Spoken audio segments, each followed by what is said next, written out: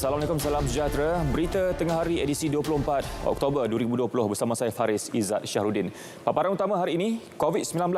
Malaysia tidak seharusnya kehilangan keseimbangan antara kesihatan dan ekonomi.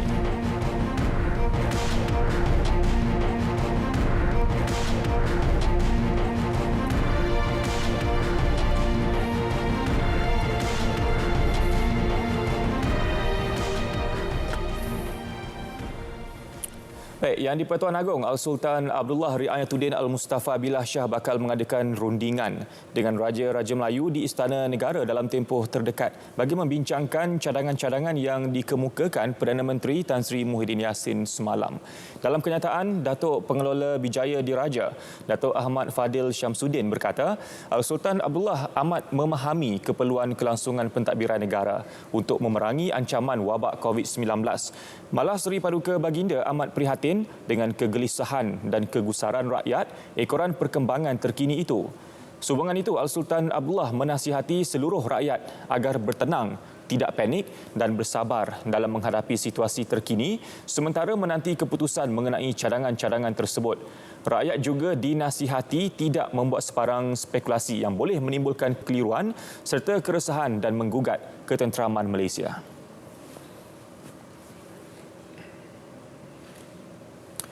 Baik, negara tidak seharusnya kehilangan keseimbangan antara kesihatan serta ekonomi ketika berdepan penularan COVID-19. Memuat naik status berkenaan menerusi Facebook, Ketua Pengarah Kesihatan Tan Sri Dr. Nur Hisham Abdullah melihat kehilangan keseimbangan antara dua elemen berkenaan bakal menjurus kehilangan nyawa dan mata pencarian. Tegasnya, negara berdepan cabaran dalam melindungi serta mencapai keseimbangan antara kesihatan dan ekonomi. Justru beliau mengajak seluruh rakyat Malaysia untuk bersama-sama dalam melandaikan sekali lagi lengkuk jangkitan COVID-19. Semalam, 710 kes baharu COVID-19 dicatatkan dengan 10 kematian. Jumlah kematian itu adalah yang tertinggi dicatatkan sejak penularan pandemik COVID-19 di negara ini, menjadikan angka kematian mencecah 214 kes. Jabatan Kesihatan Negeri Sabah JKNS menerima sumbangan peralatan perubatan berjumlah lebih RM400,000 daripada Persatuan Bantuan Perubatan Malaysia (MERSI Malaysia). Sumbangan peralatan itu untuk kegunaan hospital-hospital di Sabah dalam usaha menampung keperluan rawatan pesakit COVID-19. Sumbangan merangkumi 34 peralatan bantuan pernafasan PAPR dan 8 High Flow Nasal Cannula Machine HFNC. Sumbangan disampaikan Naib Presiden MERSI Malaysia, Dato' Dr. Heng Aik Cheng kepada Timbalan Pengarah Kesihatan Negeri Sabah Perubatan, Dr. Abdul Kahar Abdul Aziz di Kota Kinabalu. Hospital Queen Elizabeth, Kota Kinabalu bakal menerima 8 unit PAPR, Hospital Duchess of Kent Sandakan, Hospital Tawau dan Hospital Kota Marudu masing-masing menerima 4 unit peralatan berkenaan. Sementara itu, Hospital Keningau dan Lahad Datu masing-masing menerima 3 unit dan Hospital Queen Elizabeth II, Kota Kinabalu, Hospital Wanita dan Kanak-Kanak Likas, Kota Kinabalu, Hospital Kudat dan Hospital Sempurna masing-masing menerima 2 unit PAPR, manakala HFNC bakal diagihkan berdasarkan keperluan di setiap hospital terpilih. Baik, Sabah telah memohon kepada Majlis Keselamatan Negara MKN agar Perintah Kawalan Bersyarat PKPB yang dijadual tamat Isnin ini dilanjutkan ke satu tempoh baharu.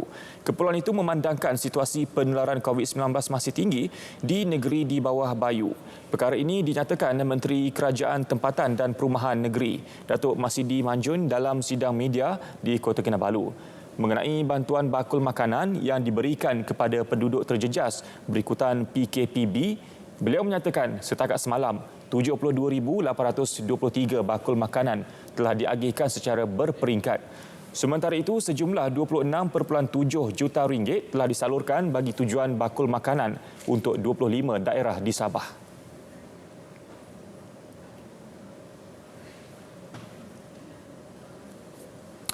Sekatan perjalanan akibat penularan COVID-19 mengakibatkan banyak syarikat penerbangan menstruktur semula operasi sekaligus mengehadkan kaki tangan bertugas dan tidak kurang juga mengurangkan jumlah kaki tangan semasa.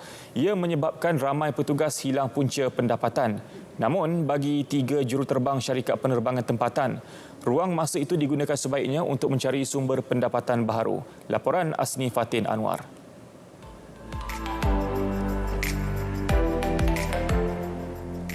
Berbekalkan modal lebih RM4,000, Kapten Faris Atras Fauzi menubuhkan Clean and Out yang menawarkan perkhidmatan pembersihan bersama adiknya.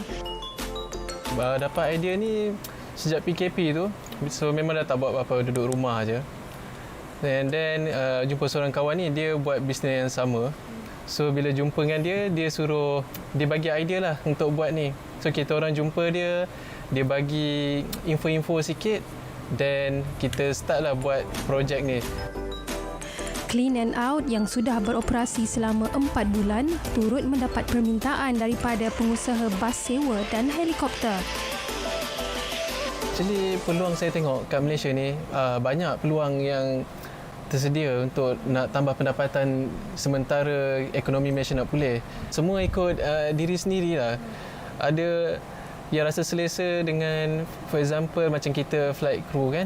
Dulu kita ada allowance kan. Sekarang kita dah tak ada allowance. So kalau kita nak samakan gaji kita dengan macam dulu, kita kena buat lebih sikit kerja.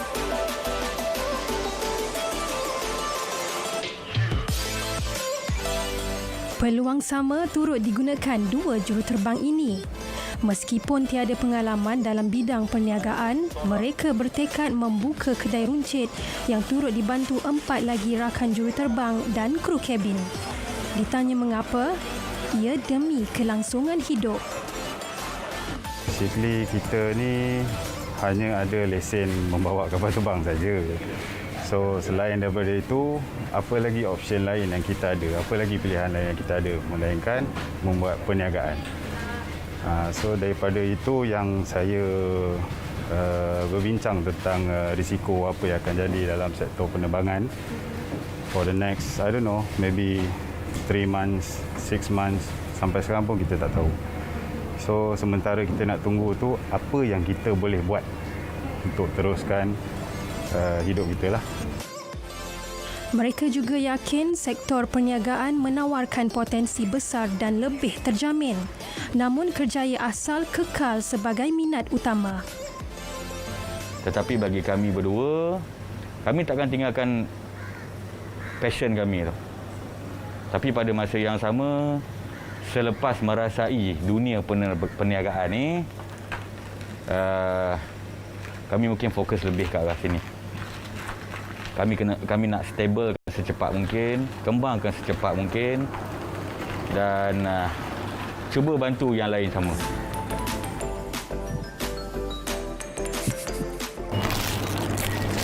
Siapa sangka pandemik COVID-19 membuka pintu rezeki buat segelintir individu. Semangat yang ditunjukkan mereka ini harus dijadikan inspirasi dan teladan bagi semua yang menghadapi detik sukar ketika ini. Di mana ada kemahuan, di situ ada jalan. Asni Fatin Anwar, RTM. Bang, kira bang? Boleh.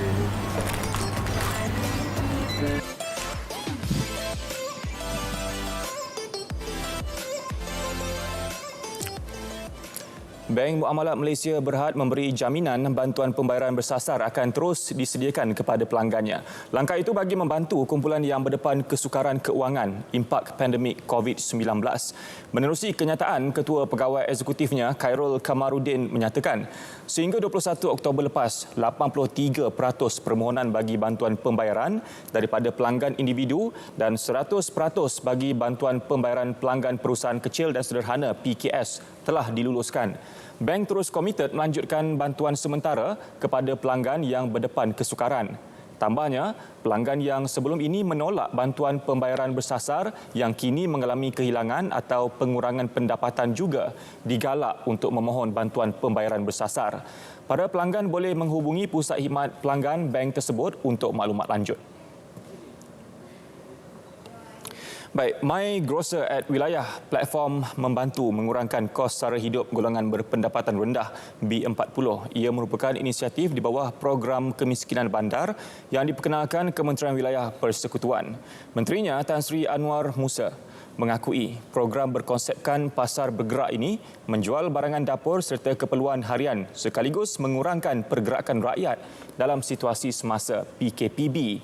Sejak 29 Ogos lepas, 178 kawasan perumahan kos rendah, awam dan swasta menerima manfaat ini.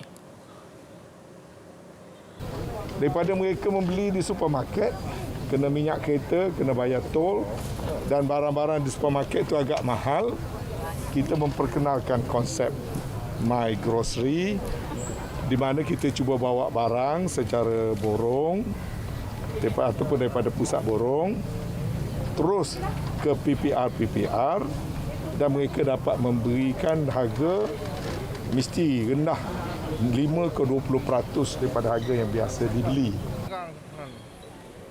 Beliau berkata demikian selepas membuat tinjauan operasi My Grocer wilayah di Setapak, Kuala Lumpur. Program melalui Dewan Bandaraya Kuala Lumpur DBKL itu dilaksanakan berperingkat di 36 lokasi sekitar wilayah Kuala Lumpur dengan 4 truk secara berjadual.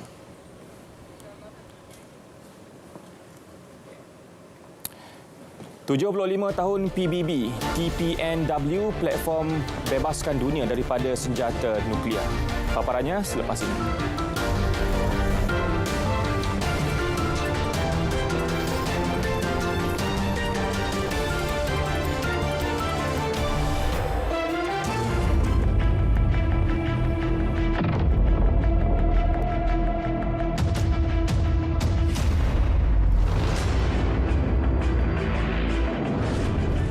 Difahamkan 800,000 pekerja sektor industri dari wilayah Persekutuan Kuala Lumpur, Putrajaya, Labuan, Selangor dan Sabah akan terlibat dengan keputusan yang kita buat hari ini, 800,000.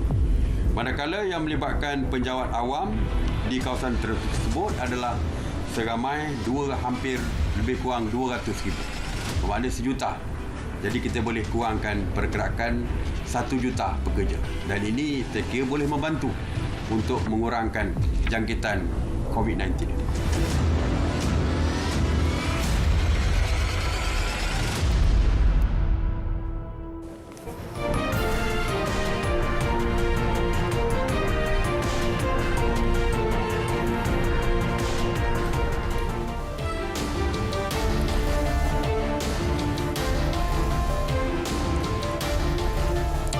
Kuala Lumpur memperbaharui komitmen untuk terus bekerjasama dengan Pertubuhan Bangsa Bersatu PBB dan semua negara anggota berasaskan prinsip saling menghormati dan berdasarkan undang-undang antarabangsa seperti yang termaktub dalam piagam PBB.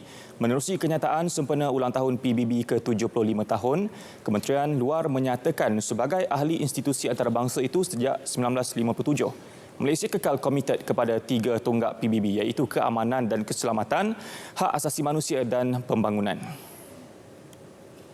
Baik, Malaysia juga nekat untuk terus berganding bahu dengan negara-negara anggota PBB yang lain dalam mendukung multilateralisme dan menggalakkan kerjasama sejagat di peringkat antarabangsa. Hari PBB merupakan sambutan tahunan bagi menandakan tarikh berkuat kuasanya piagam PBB yang membawa kepada penubuhan badan ini pada tahun 1945 semasa mesyuarat tertinggi Perhimpunan Agung PBB bagi meraikan ulang tahun ke-75 PBB pada bulan lepas.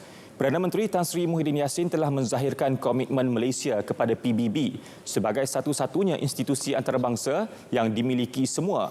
Mesyuarat tertinggi tersebut telah menyaksikan penerimaan deklarasi sempena hari peringatan ulang tahun ke-75 PBB oleh semua pemimpin negara anggota PBB termasuk Malaysia. Sehubungan itu, buat kali keduanya, Malaysia akan menyertai Voluntary National Review (VNR) pada Forum Politik Tertinggi bagi Pembangunan Lestari 2021. Dalam menyokong pengukuhan keamanan dan keselamatan antarabangsa, kenyataan itu menyatakan Malaysia telah menyerahkan instrumen ratifikasi treaty mengenai pengharaman senjata nuklear pada 30 September lepas sebagai bukti komitmen Malaysia terhadap penghapusan senjata nuklear. Selain itu, Malaysia telah menyertai 36 misi pengaman PBB sejak tahun 1960 yang melibatkan lebih daripada 35,000 tentera pengaman sehingga kini. Malaysia juga berbangga menjadi tuan rumah kepada Hub Asia Pasifik bagi Depoh Respons Kemanusiaan PBB bagi Program Makanan Sedunia PBB yang telah memudah cara usaha masyarakat antarabangsa dalam menyalurkan bantuan kemanusiaan dan bencana kepada negara-negara yang memerlukan pada ketika dunia terus menghadapi cabaran baru akibat pandemik COVID-19.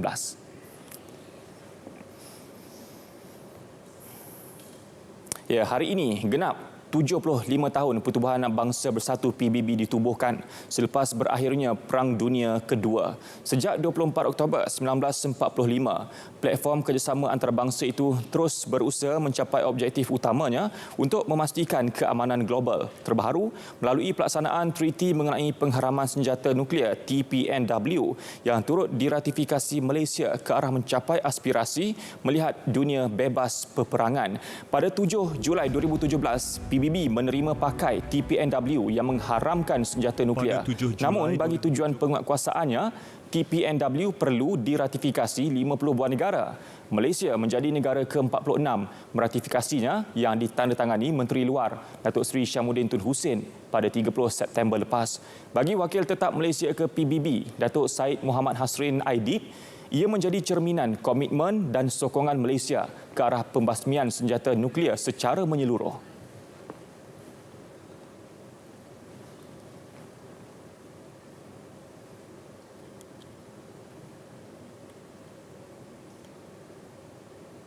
Jun 2020, Malaysia telah mengambil inisiatif dalam menghasilkan kenyataan bersama gencatan senjata global ataupun Global Ceasefire yang telah mendapat sokongan sebanyak 172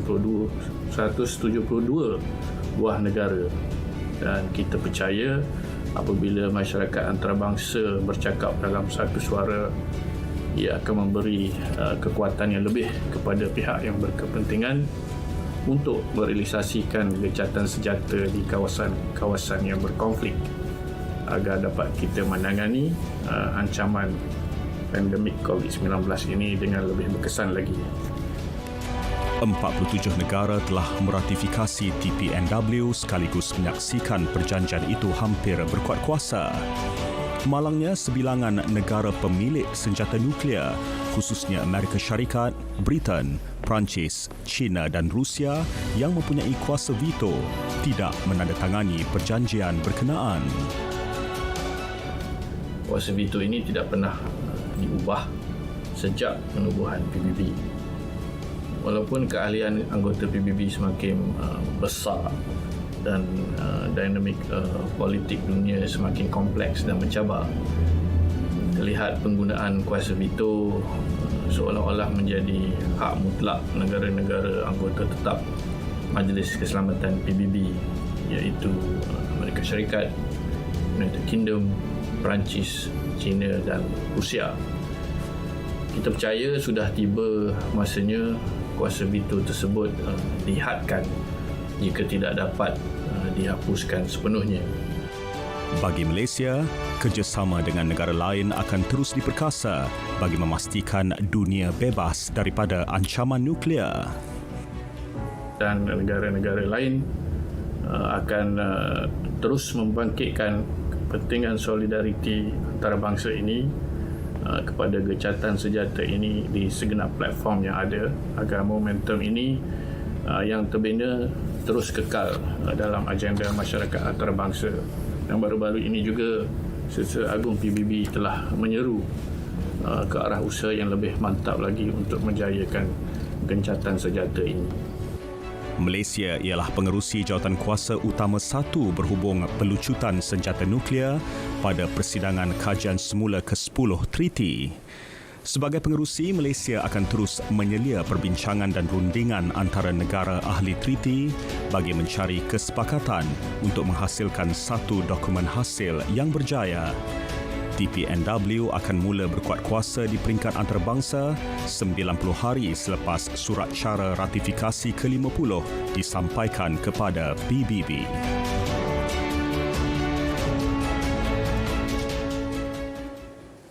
Pertubuhan Kesihatan Sedunia WHO memberi amaran kepada negara di hemisfera utara yang berdepan kes jangkitan dan kematian COVID-19 semakin meningkat. Jelas Ketua Pengarahnya Dr. Tedros Adhanom Ghebreyesus, beberapa bulan akan datang merupakan tempoh sangat getir bagi beberapa negara di kawasan berkenaan. The next few months are going to be very tough, and some countries are on a dangerous track. Too many countries are seeing an exponential increase in cases, and that's now leading to hospitals and ICU running close or above capacity, and we're still only in October.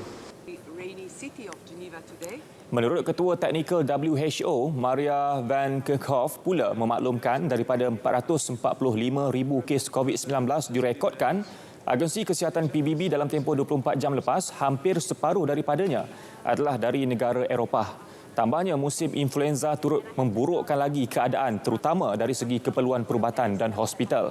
Setakat ini, angka kematian global akibat COVID-19 melebihi 1.14 juta kes. Amerika Syarikat kekal merekodkan jumlah kematian tertinggi dengan 223,845 kes. Diikuti Brazil dengan 155,900 kes.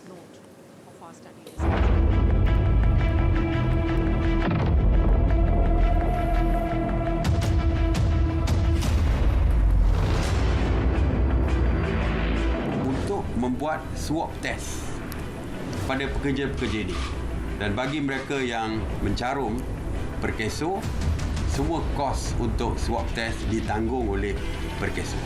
Jadi ditanggung oleh mereka. Jadi secara percuma lah akan dibuat swab test. Ini memastikan mereka yang bekerja itu sudah pun negatif COVID, dan yang positif tentu saja akan dibawa ke hospital untuk rawatan.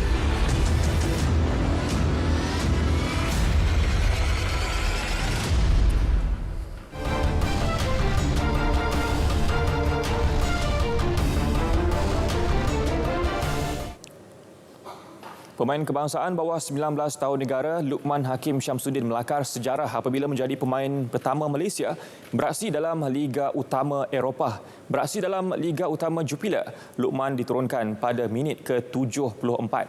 Beraksi di Stadium Goldensporen, Kortrijk, Belgium, Luqman dimasukkan menggantikan pemain pertahanan Petar Gulobovic.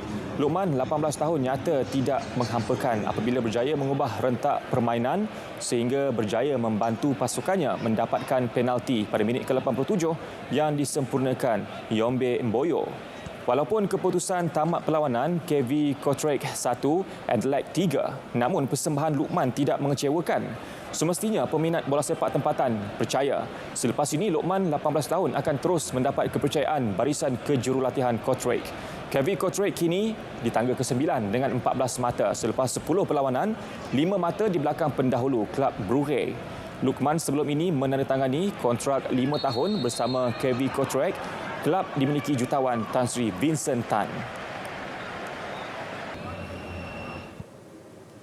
Menjelang pertemuan El Clasico pertama musim 2020-2021 di antara Barcelona dan Real Madrid, pengurus Ronald Koeman menyifatkan Real Madrid akan turun dengan barisan terbaiknya untuk mencari 3 mata, dan Barca tetap bersedia walau tanpa 2 tonggak utama yang terpaksa diketepikan, iaitu penjaga gol Marc-Andre ter Stegen dan pertahanan Samuel Umtiti. Kedua-dua gegasi La Liga ini tewas dalam perlawanan terakhir mereka 18 Oktober lalu. Barcelona yang kini berada di tangga ke-10 dan berkelebihan satu perlawanan perlu menang dalam perlawanan ini. Bagaimanapun, Koeman sedar ini bukan tugas mudah walau akan beraksi di laman sendiri, Nou Camp. Sedikit melegakan Koeman apabila dihabarkan pertahanan Jordi Alba akan kembali ke dalam skuad selepas mengalami kecederaan hamstring 5 Oktober. Walaupun menghormati Los Blancos, Koeman yakin pemain Barca sudah mengenali dan memahami betapa El Clasico ibarat pertemuan hidup mati kedua-dua jagoan. Dan tentunya pemain The Catalan akan memberikan yang terbaik. Masalah atau isu luar padang termasuk yang terbaru, kritikan Gerard Piqué, 33 tahun, terhadap bagaimana kelab menangani isu Lionel Messi tidak akan menjadi halangan untuk Barca menjelah di Nou Camp. Piqué baru menandatangani kontrak 3 tahun untuk kekal bersama The Catalan. Dalam masa sama, pengurus Real Madrid Zinedine Zidane mengesahkan ketua pasukan Sergio Ramos akan diturunkan dalam perlawanan ini. Liga Perdana Inggeris, pengurus Liverpool, Jurgen Klopp tidak dapat memberi jaminan bila tonggak pertahanan Virgil van Dijk akan kembali beraksi dan juga bila akan menjalani pembedahan. Bagaimanapun situasi ini tidak menggusarkan Klopp yang percaya Van Dijk mampu cergas sepenuhnya secepat mungkin. Van Dijk mengalami kecederaan ligamen ketika pertemuan derby menentang Everton 17 Oktober lalu dan bercakap dalam sidang media menjelang pertemuan dengan Sheffield United, Klopp tidak pasti akan kedudukan Van Dijk. Secara statistik, Liverpool tidak pernah tewas dalam 61 perlawanan liga terakhir mereka di Anfield. Mengetahui tekanan yang mampu dibawa Sheffield United, Klopp tidak akan memandang ringan skuad kendalian Chris Wilder. Rekod tertinggi Liverpool tanpa tewas di Anfield adalah 63 perlawanan dilakukan pada musim 1978-1981. Kali terakhir Liverpool tewas di Anfield adalah pada April 2017, tewas 1-2 kepada Crystal Palace. Dalam masa sama, Klopp turut memuji bintangnya Marcus Rashford yang amat komited dalam mempromosi kempen membela nasib kanak-kanak. Beliau amat kagum kempen Rashford ketika lockdown telah memberi inspirasi kepada banyak syarikat-syarikat swasta untuk tampil, memberi bantuan dan sokongan. Klopp menjelaskan apa yang dilakukan Rashford sesuatu yang dibanggakan dan mulia. Beralih ke kejohanan tenis terbuka Bad One Hawks, Cologne, Jerman. Pilihan utama Alexander Zverev berjaya atasi tekanan daripada Adrian Manarino untuk melangkah ke separuh akhir. Alexander Zverev yang juga pemain nombor 7 dunia menang set pertama 6-4. Bagaimanapun di set kedua, langkah Zverev sedikit sukar apabila Manarino mempamerkan aksi kemas membawa ke tie break. Zverev kembali tenang untuk mencuri mata penting dan menang set kedua 7-6. Memasuki set penentuan, Zverev tidak lagi memberi peluang kepada Manarino menguasai gelanggang dan akhirnya menang 6-4 untuk melangkah ke separuh akhir. Menanti Zverev adalah Jannik Sinner. Dalam satu lagi aksi suku akhir, pemain Kanada Felix Auger-Aliassime menewaskan pemain Jepun Yoshihito Nishioka 6-3 dan 6-4 untuk bertemu Diego Schwartzman.